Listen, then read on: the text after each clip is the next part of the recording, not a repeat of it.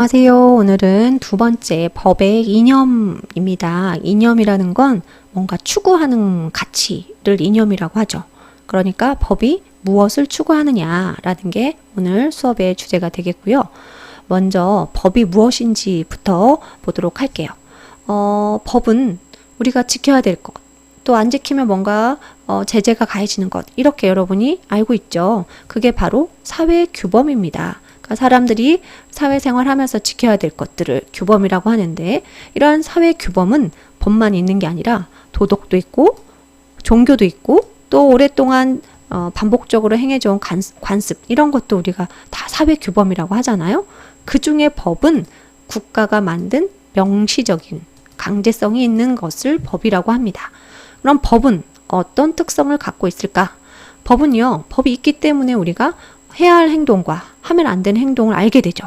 즉, 행위 규범의 성격을 갖고 있고, 두 번째로 법 위반하면 재판의 기준이 됩니다. 재판받을 때 법이 기준이 되죠. 재판 규범의 특성을 갖고 있고, 또 다른 사회 규범과는 다르게 법은 위반할 경우에 뭔가 제재가 이루어지죠. 강제성을 띠고 있다. 그리고 네 번째, 법은 단계로 구조를 이루고 있다. 그러니까 서열이 있다는 얘기예요. 법에서 가장 최고의 서열이 누굴까요?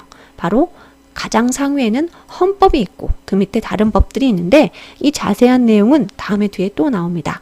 이번 시간에는 가장 상위에는 헌법이 있고 밑에 다른 법들이 있구나. 그리고 다른 법들은 헌법을 뭔가 위배해서 만들어질 수는 없구나. 상위법 우선의 원칙, 요 정도로만 이해하시고 쌤이 나중에 뒤에 가서 반복할 때 다시 이야기하도록 하겠습니다. 자, 우리 이렇게 법이 무엇이고 어떤 특성을 갖고 있는지 이야기했단 말이죠. 자, 오늘의 학습 목표가 바로 뭐예요? 법의 이념이죠. 그러니까 법이 뭘 추구하고자 하는가? 법이 뭘 실현하고자 하는가?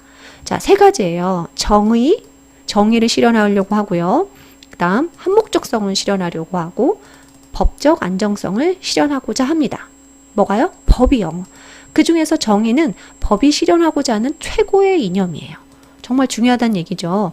그런데 정의가 뭘까? 정의에 대해서 사람들이 시대마다, 사람마다 정말 다양하게 규정을 하거든요.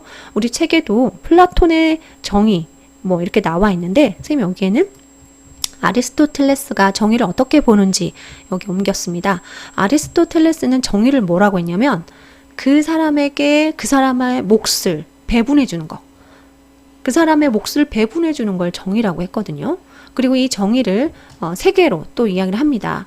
일단 사회 구성원으로서 사회 규범 지켜야 된다. 이게 일반적 정의고요. 그 다음에 이제 두 가지 정의는 아까 그 사람에게 그 사람의 몫을 배분해 준다고 했잖아요.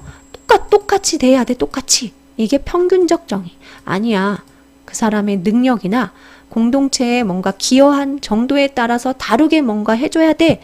라고 하는 게 배분적 정의. 아리스토텔레스는 정의를 이렇게 봤고요. 또 시대마다 정의를 보는 게 또 달라요. 개인의 자유를 보장해 주는 게 정의야. 이렇게 볼 수도 있죠. 자유주의 정의관도 있고, 아니야. 공동체의 유지 발전을 뭔가 실현하는 게 정의야. 이렇게 정의를 공동체를 중심으로 해서 보는 공동체주의 정의관도 있습니다. 그렇다면 우리는 정의를 어떻게 봐야 될까? 오늘날에는 정의를 여러분은 평등 정도로 이해하시면 될 것 같아요. 평등은 뭐예요?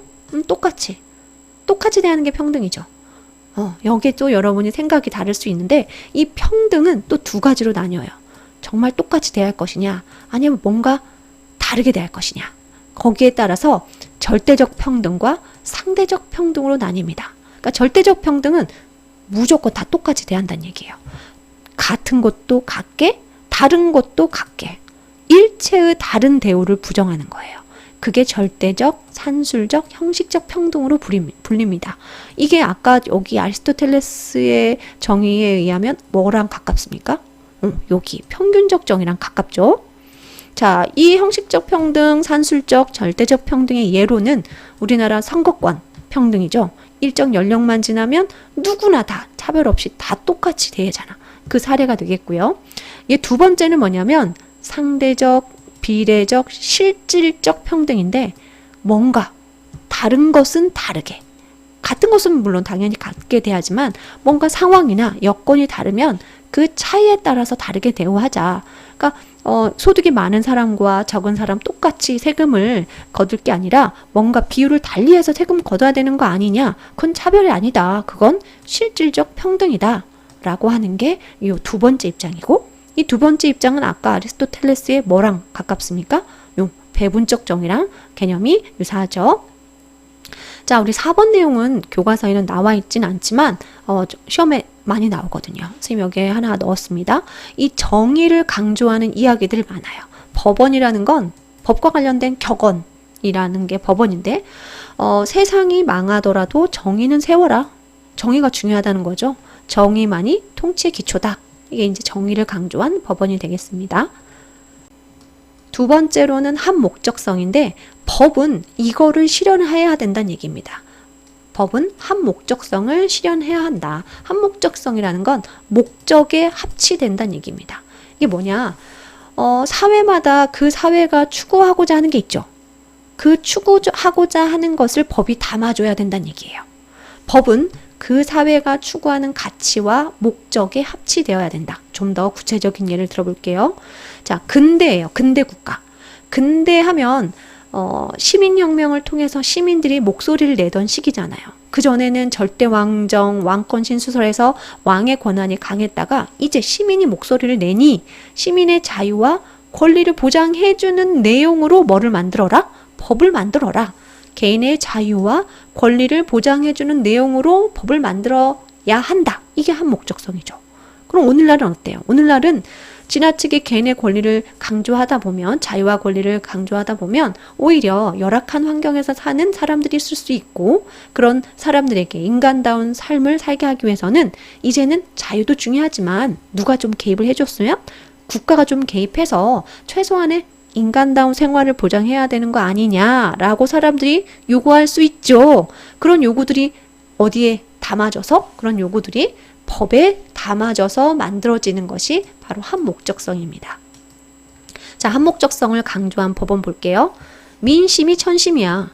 국민이 원하는 거 법으로 만들어야지.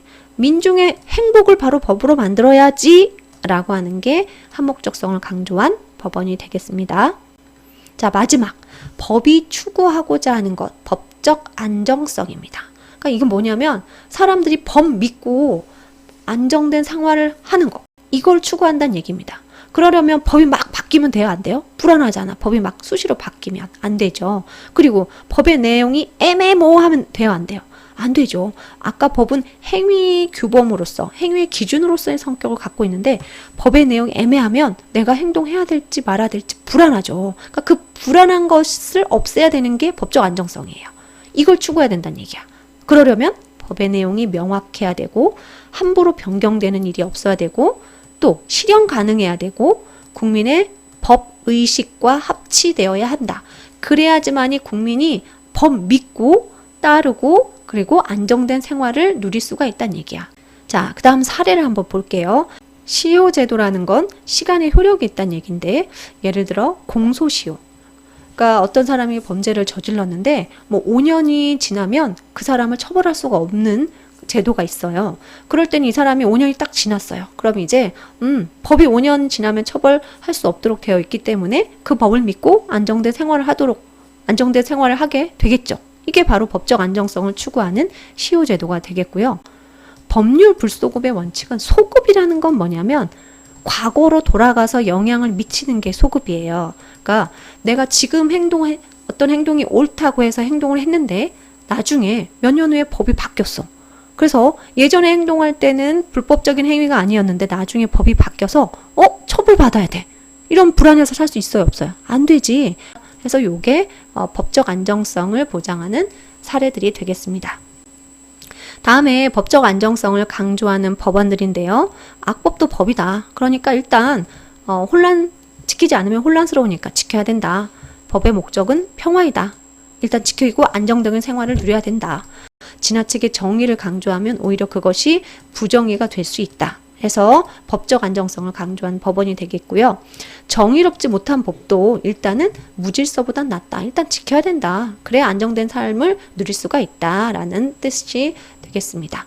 자, 여기까지 해서 법의 이념 3가지 구별해서 이야기를 했고요. 수업